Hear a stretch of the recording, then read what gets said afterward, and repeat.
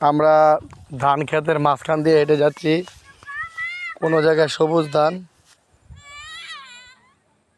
কোনো জায়গায় হালকা বাদামি ধান, কোনো জায়গায় ধান পেকে সোনালী কালার ধারণ করেছে।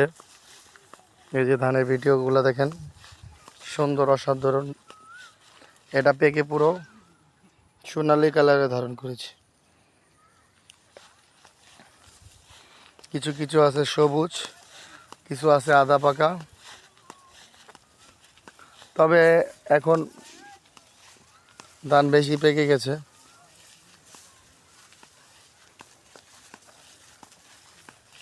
এত দূরে যাওয়া উচিত হইব না গো? মিনিট যাও গো, হয়েছে।